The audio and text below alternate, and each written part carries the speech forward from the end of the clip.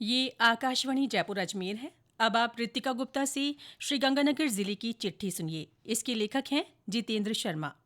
श्रीगंगानगर जिले में इन दिनों जिला प्रशासन पुलिस के साथ मिलकर नशा मुक्त श्रीगंगानगर अभियान चला रहा है। इसके तहत मादक पदार्थों का कारोबार करने वालों की धरपकड़ के साथ ही उनके खिलाफ सख्त कार्रवाई की जा रही है।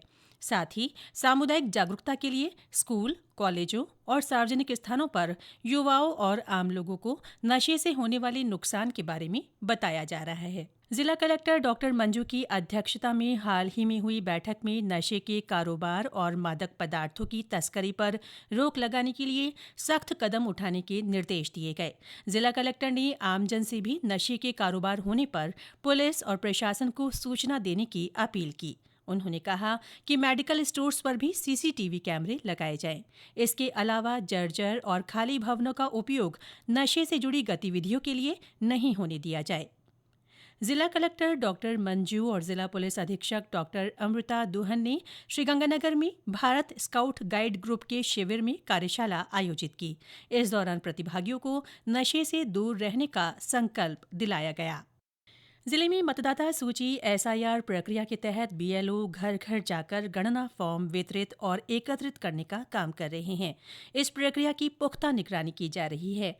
इस बीच जिला निर्वाचन अधिकारी ने एसआईआर काम में लापरवाही बरतने पर 30 बीएलओ को चार्जशीट देने के निर्देश दिए। जिला निर्वाचन अधिकारी ने कहा कि बीएलओ मतदाता सूची के अपडेशन का काम पूरी सजगता और पारदर्शिता के साथ करें। जिले में भारतीय नागरिक सुरक्षा संहिता की धारा 163 के तहत बाहर से आकर काम करने वालों का अनिवार्य रूप से पुलिस सत्यापन करवाना होगा। इस बारे में आदेश जारी किए गए हैं। पूरे जिले में किसी भी सराय, धर्मशाला, ढाबे, होटल और अन्य कहीं भी बाहर से आकर कोई भी व्यक्ति बिना पुलिस वेरिफिकेशन के काम नहीं कर सकेगा।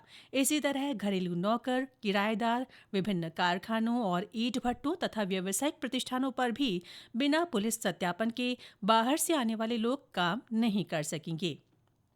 सीमा सुरक्षा बल की हीरक जयंती के उपलक्ष्य में जम्मू से भुज तक निकाली जा रही बाइक रैली श्रीगंगानगर पहुंची। बीएसएफ हेडक्वार्टर में डीआईजी सत्येंद्र गिरी के साथ 48वीं बटालियन के जवानों ने रैली का स्वागत किया। इस दौरान देशभक्ति गीतों की गूंज ने सभी को जोश से भर दिया। 9 नवंबर को जम्मू से रवाना हुई ये रैली 1800 किलोमीटर की यात्रा तय कर 19 नवंबर को गुजरात के भुज पहुंचकर संपन्न होगी। रैली में 60 जवान शामिल है। रैली के स्वागत के मौके पर बीएसएफ जवानों की ओर से हथियारों की प्रदर्शनी भी लगाई गई। स्कूली बच्चों और एनसीसी कैडेट्स को सीमा सुरक्षा बल के आधुनिक हथियारों के बारे में बताया गया।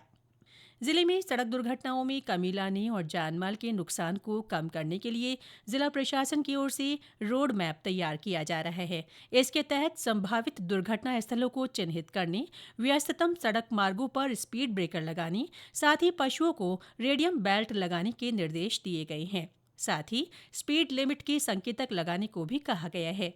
जिला पुलिस अधीक्षक ने कहा कि विद्यार्थियों को यातायात नियमों की समुचित जानकारी दी जा रही है। इसके साथ ही 18 साल से कम आयु के बच्चों द्वारा वाहन नहीं चलाने के निर्देश दिए गए हैं। इस बारे में विद्यालय संचालकों को भी जागरूक किया जा रहा है। जिले के 120 पारंपरिक माटी कला कारीगरों को पिछले दिनों आधुनिक इलेक्ट्रिक चाक और मिट्टी गूंथने की मशीनें वितरित की गईं। मुख्यमंत्री की बजट घोषणा के तहत 6 विधानसभा क्षेत्रों से चयनित कारीगरों को ये मशीनें प्रदान की गईं। इस मौके पर श्री यादे माटीकला बोर्ड के अध्यक्ष प्रहलाद राय टाक ने कहा कि रेलवे स्टेशनों पर मिट्टी से बने कुल्हड़ के उपयोग को भी प्रोत्साहित किया जा रहा है, जिससे माटीकला समुदाय के लिए रोजगार के अवसर पैदा होंगे। धरती आबा भगवान बिरसा मुंडा की जन्म जयंती के मौके पर श्रीगंगानगर में जिला स्तरीय कार्यक्रम रखा गया। इस दौरान प्रधानमंत्री आवास और स्वामित्व योजना के लाभार्थियों को प्रमाण पत्र वितरित किए गए। जनजातीय गौरव दिवस के मौके पर जिला परिषद परिसर में प्रदर्शनी भी लगाई गई। इसके साथ ही श्रीगंगानगर जिले की चिट्ठी समाप्त हुई।